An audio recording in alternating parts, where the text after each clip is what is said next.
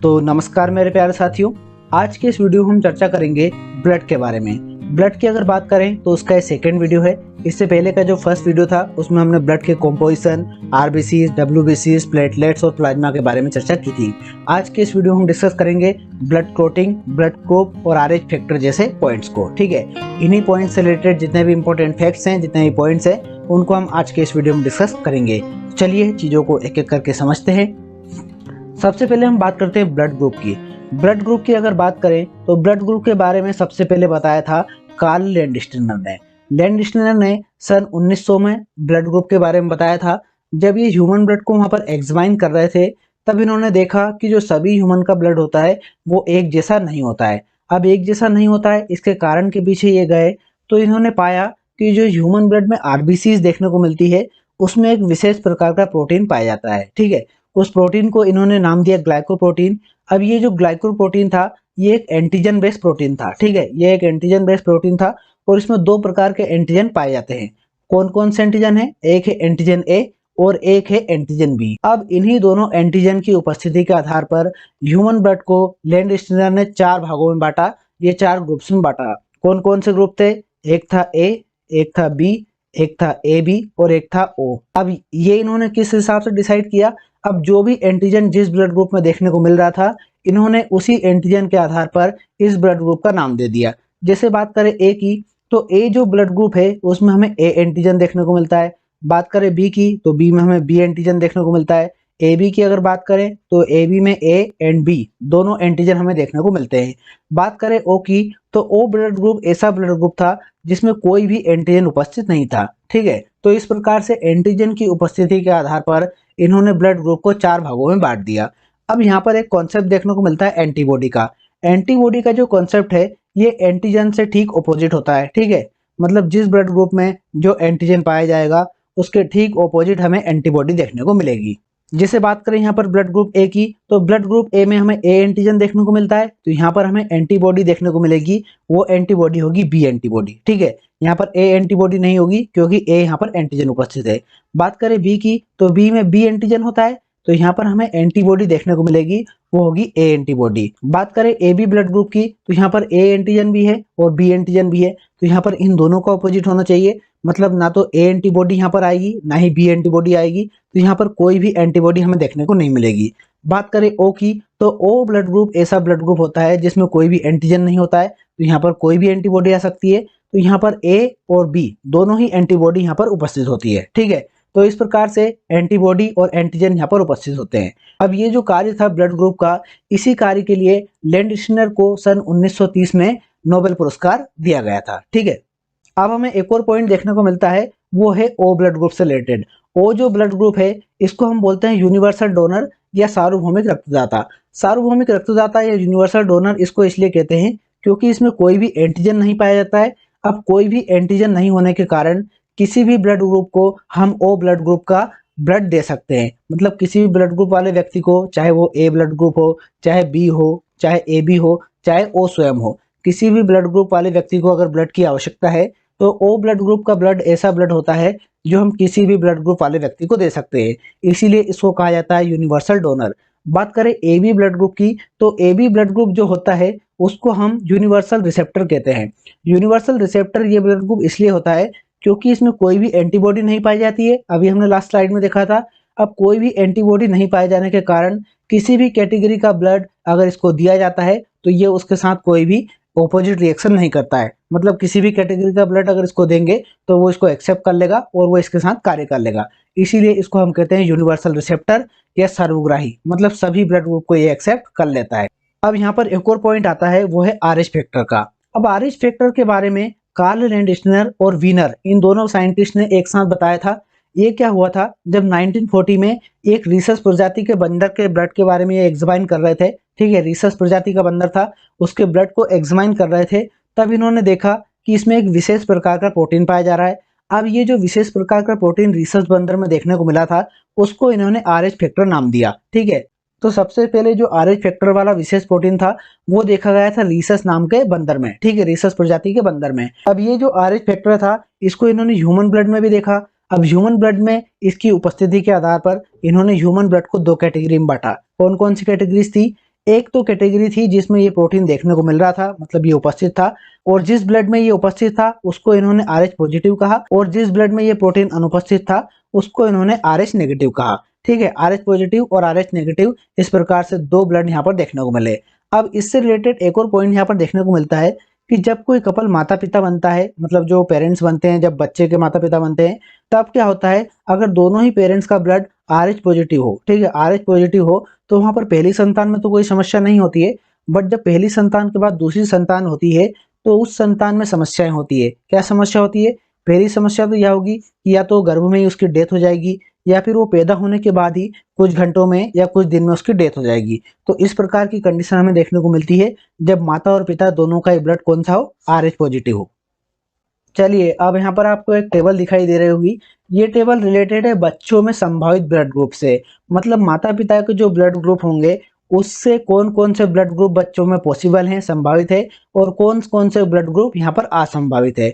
अब इसको याद करने के लिए मैंने बहुत ही शानदार सी एक ट्रिक बनाई है, बहुत ही शानदार सा कॉन्सेप्ट बनाया है, जिससे सारी की सारी टेबल आपको एक ही बार में याद हो जाएगी और आपको रटने की बिल्कुल भी जरूरत नहीं पड़ेगी। अब हमने देखा था कि हमें 4 ब्लड ग्रुप हमें देखने को मिलते हैं ह्यूमन ब्लड में। एक था AB, एक था A, एक था B और एक था O। अब ये जो AB है इसको आप थोड़ा सा ऐसे याद रखिए, वैसे ये 2 अल्फाबेट वाला ब्लड ग्रुप है, तो आप इसको याद रखिए कि ये जो ब्लड ग्रुप की फैमिली है इसमें सबसे बड़ा है। ठीक है, AB सबसे बड़ा है और ये दादाजी है, ये दादाजी हैं, और A और B इसके दोनों लड़के हैं। ठीक है, A और B दोनों लड़के हैं। अब ये जो दोनों लड़के हैं ना, ये औरत के चक्कर में पड़े हैं, मतलब जो O ब्लड ग्रुप है हमारा उसके चक्कर में पड़े हैं। अब ये जो O है ये A की भी गर्लफ्रेंड है और B की भी गर्लफ्रेंड है, मतलब दोनों से इसका चक्कर चल रहा है। अब इन दोनों को आपस में तो पता नहीं है कि ये दोनों की ही गर्लफ्रेंड है, पर दादाजी को ये बात पता है। दादाजी मतलब AB ब्लड ग्रुप जो है इसको ये बात पता है, तो उससे O भी इसको बिल्कुल भी पसंद नहीं है, मतलब AB जो दादाजी है उसको O बिल्कुल भी पसंद नहीं है। तो जहां जहां पर AB आएगा ना वहां पर O बिल्कुल भी नहीं आएगा। ठीक है, मतलब AB और O, मतलब दादाजी और गर्लफ्रेंड दोनों की आपस में बिल्कुल भी नहीं बनती है। बस इतना सा कॉन्सेप्ट आपको याद रखना है। अब हम क्या करते हैं, अब हम इन सब से मिला के, इन सब के आपस में कॉम्बिनेशन बना के इनसे प्रोग्राम आयोजित कराते हैं, और उसमें हम देखते हैं कि वहां पर कौन कौन आएंगे। प्रोग्राम का मतलब है कि पेरेंट्स यहाँ पर बन रहे हैं, और कौन कौन आएंगे का मतलब है कि वहां पर कौन कौन से बच्चे बन रहे हैं। ठीक है, कौन कौन से ब्लड ग्रुप के वहां पर बच्चे पैदा हो रहे हैं।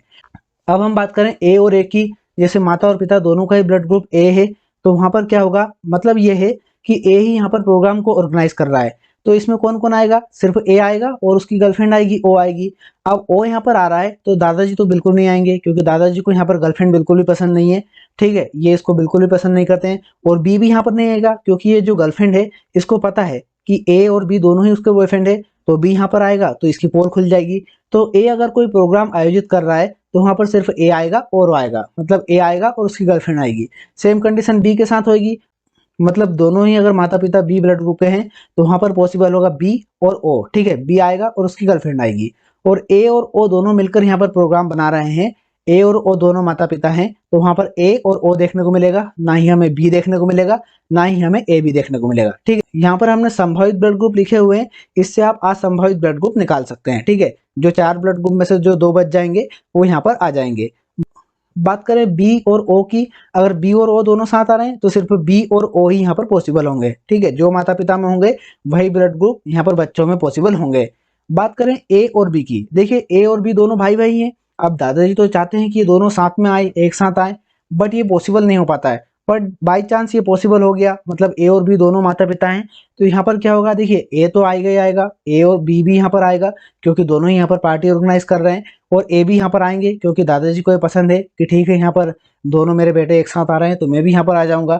और दोनों की गर्लफ्रेंड भी आएगी। ठीक है, यहाँ पर ए और बी दोनों साथ आ रहे हैं तो दोनों की गर्लफ्रेंड भी आ जाएगी। तो ए और बी जब माता पिता होते हैं तो चारों के चारों ब्लड ग्रुप यहाँ पर पॉसिबल होते हैं, और कोई भी ब्लड ग्रुप ऐसा नहीं होता है जो इम्पॉसिबल हो। ठीक है, तो ए और बी की कंडीशन में चारों ब्लड ग्रुप यहाँ पर पॉसिबल होते हैं। अब हम बात करें ए बी की, ए बी मतलब दादाजी की। अब दादाजी जहां जहां पर आएंगे ना वहां पर ओ तो हमें बिल्कुल भी देखने को नहीं मिलेगा। अब दादाजी अगर बी के साथ प्रोग्राम बनाते हैं तो वहां पर बी तो आएगा और दादाजी भी आएंगे, मतलब ए बी भी आएगा। अब ए भी यहाँ पर आएगा, ए इसलिए आएगा क्योंकि दादाजी अगर इसको बुला रहे हैं तो ये बात को तो टाल नहीं सकता, इसलिए यहाँ पर ए भी आएगा। इसी तरह की कंडीशन अगर ए बी और ए बी की होती है, मतलब सिर्फ दादाजी यहाँ पर प्रोग्राम ऑर्गेनाइज कर रहे हैं, तो यहाँ पर ए भी आएगा, बी भी आएगा और ए बी भी आएगा, क्योंकि दादाजी का प्रोग्राम है तो ये तो मना कर ही नहीं सकते, सिर्फ गर्लफ्रेंड को नहीं बुलाएंगे। और गर्लफ्रेंड कौन है यहाँ पर? गर्लफ्रेंड है ओ, ठीक है। तो ओ को छोड़कर बाकी सब यहाँ पर आएंगे। इसी तरीके से ए बी और ए मिलकर अगर कोई प्रोग्राम बना रहे हैं तो वहां पर ए आपको देखने को मिलेगा, बी आपको देखने को मिलेगा और ए बी आपको देखने को मिलेगा। यहाँ पर ए और बी इसलिए आ रहे हैं सभी ब्लड ग्रुप में क्योंकि दादाजी बुला रहे हैं और दादाजी की बात ये दोनों लड़के नहीं टाल सकते, ठीक है। अब एक कंडीशन बनती है ए बी और ओ की। ए बी मतलब दादाजी की और गर्लफ्रेंड की। दादाजी और गर्लफ्रेंड दोनों मिलकर अगर कोई प्रोग्राम बना रहे हैं, देखिए वैसे तो ये बनाएंगे नहीं क्योंकि आपस में बनती नहीं है, ठीक है।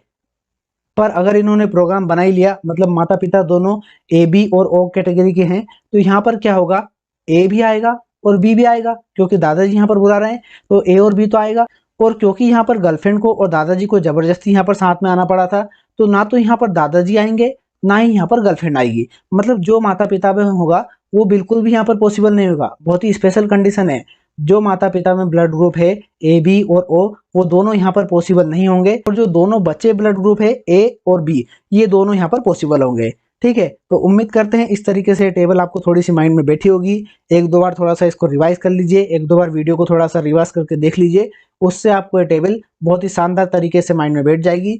और इस तरह का कोई क्वेश्चन आता है कि माता पिता से कौन से ब्लड ग्रुप यहाँ पर पॉसिबल होते हैं बच्चों में, तो उसको आप आसानी से हल कर सकेंगे, किसी तरह की रटने की आपको जरूरत नहीं पड़ेगी। चलिए अब हम बात करते हैं ब्लड क्लोटिंग की। ब्लड क्लोटिंग की अगर बात करें तो इसको प्योर हिंदी में बोलते हैं रुधिर स्कंदन। प्योर हिंदी वाले, हिंदी मीडियम वाले थोड़ा सा याद रखें, ठीक है। इस तरह के ऑप्शन आपको हिंदी मीडियम में देखने को मिलते हैं। और इंग्लिश में बात करें तो इंग्लिश में इसको बोलते हैं ब्लड क्लोटिंग। ब्लड क्लोटिंग की बात करें तो इसकी सामान्य सी प्रोसेस होती है कि जो हमारे ब्लड में प्लेटलेट्स देखने को मिलती है, ये हमारी वायु के साथ क्रिया करती है और इससे हमारा रक्त का थक्का बनता है। अब इसमें हमारी कौन कौन सी कंडीशन होती है, कौन कौन सी प्रोसेस इसमें होती है, वो हम थोड़ा सा देख लेते हैं। इसमें क्या होता है, जो हमारी प्लेटलेट्स होती हैं इनमें हमें थ्रोम्बोप्लास्टिन नाम का एक एंजाइम देखने को मिलता है, ठीक है। ये एक एंजाइम होता है, ये कैल्शियम के साथ मिलकर प्रोथ्रोम्बिन नाम के एक प्रोटीन को उत्प्रेरित करता है। अब ये जो प्रोथ्रोम्बिन होता है, ये थ्रोम्बोप्लास्टिन और कैल्शियम की रिएक्शन से एक्टिव होकर थ्रोम्बिन नाम का एक केमिकल बनाता है, ठीक है। अब ये जो थ्रोम्बिन नाम का केमिकल होता है, ये फाइब्रिनोजन प्रोटीन के साथ जाकर मिलता है। फाइब्रिनोजन प्रोटीन के बारे में हमने डिस्कस किया था कि ये प्लाज्मा में हमें फाइब्रिनोजन नाम का एक प्रोटीन देखने को मिलता है। अब ये जो थ्रोम्बिन यहाँ पर केमिकल बना, ये फाइब्रिनोजन को यहाँ पर एक्टिवेट करेगा और उससे यहाँ पर एक प्रोटीन बनेगा, वो होगा फाइब्रिन। अब फाइब्रिन प्रोटीन जो होगा, इसकी विशेषता ये होगी कि ये एक आघुलनशील प्रोटीन होगा। आघुलनशील प्रोटीन का मतलब ये है कि ये ब्लड में घुलेगा नहीं। जैसे कि यहाँ पर फाइब्रिनोजन की अगर बात करें तो ये घुलनशील प्रोटीन था, ये प्लाज्मा में घुला हुआ होता है, हमारे ब्लड में घुला होता है। और यहाँ पर जो प्रोटीन बनता है फाइब्रिन, वो होता है आघुलनशील प्रोटीन। अब ये जो आघुलनशील प्रोटीन होता है, ये जाता है हमारे कटे हुए भाग पर या चोट लगे हुए भाग पर। चोट लगे हुए भाग पर जहाँ से हमारा ब्लड निकल रहा होता है, वहां पर ये जाकर आघुलनशील प्रोटीन है तो यहाँ वहां पर ये जाली बनाने लगता है, कुछ जाल जैसी संरचनाएं बनाने लगता है। अब उन जाल जैसी संरचनाओं में हमारा जो ब्लड बह रहा है, बाहर निकल रहा है, उसकी जो कणिकाएं हैं, ब्लड कोर्टिकल्स है, डब्ल्यूबीसीज, आरबीसीज, प्लेटलेट्स, ये सारी कणिकाएं उसमें फंसने लगती है। अब ये सारी जो कणिकाएं फंसेंगी तो ब्लड का जो सर्कुलेशन है, बाहर निकलना है, वो धीरे धीरे बंद होगा और धीरे धीरे वहां पर रक्त का थक्का बन जाएगा या ब्लड की एक क्लॉटिंग बन जाएगी, ठीक है। यहाँ पर हमने देखा कि जो प्रोथ्रोम्बिन था, जो प्रोथ्रोम्बिन यहाँ पर हमने देखा था प्रोटीन था, और फाइब्रिनोजन जो प्रोटीन था, इन दोनों का निर्माण होता है यकृत में। अब यकृत में इनका जो निर्माण होता है, जब ये बनते हैं तो उसमें हेल्प करता है विटामिन के, ठीक है। तो यहाँ से क्वेश्चन आता है कि जो रक्त का थक्का होता है, ब्लड कोटिंग होती है, उसमें कौन सा विटामिन हेल्प करता है या कौन सा विटामिन का वहां पर काम होता है। तो वहां पर आपको ध्यान रखना है, विटामिन के ऐसा विटामिन होता है जो प्रोथ्रोम्बिन और फाइब्रिनोजन के निर्माण में सहायता करके ब्लड कोटिंग में वहां पर हेल्प करता है। अब ब्लड क्लोटिंग से रिलेटेड एक और क्वेश्चन देखने को मिलता है कि जो ब्लड की क्लोटिंग होती है, जो रक्त का थक्का बनता है, वो चोट लगने के कितनी देर बाद बनता है। तो वहां पर आपको सामान्य सा समय याद रखना है कि 2 से 5 मिनट के भीतर वहां पर ब्लड क्लोटिंग हो जाती है, रक्त का थक्का बन जाता है। अनटिल और अनलेस कि वहां पर किसी को शुगर वगैरह की बीमारी ना हो तो उनको थोड़ी सी प्रॉब्लम होती है। बाकी सामान्य जो मनुष्य होता है उसमें 2 से 5 मिनट के टाइम पीरियड में ब्लड क्लोटिंग बन जाती है। तो ये था हमारा रक्त की जानकारी से संबंधित वीडियो। उम्मीद करते हैं जानकारी आपको अच्छी लगी होगी। अच्छी लगी है तो प्लीज़ वीडियो को लाइक और कमेंट करके जरूर बताएं। अगर अच्छी नहीं भी लगी है, कुछ बातें अच्छी नहीं लगी है, तो भी आप कमेंट करके बता सकते हैं, उनको हम अगले वीडियोस में सुधारने की कोशिश करेंगे, ठीक है। साथ ही साथ हमारे चैनल को सब्सक्राइब करके बेल आइकन को प्रेस कर लें ताकि ऐसे ही वीडियोस जब भी हम अपलोड करें तो उनके नोटिफिकेशन आपको टाइम टू टाइम मिलते रहें। मिलते हैं नेक्स्ट वीडियो में, तब तक के लिए पढ़ाई करते रहिए, अपना ख्याल रखिए। बहुत बहुत धन्यवाद।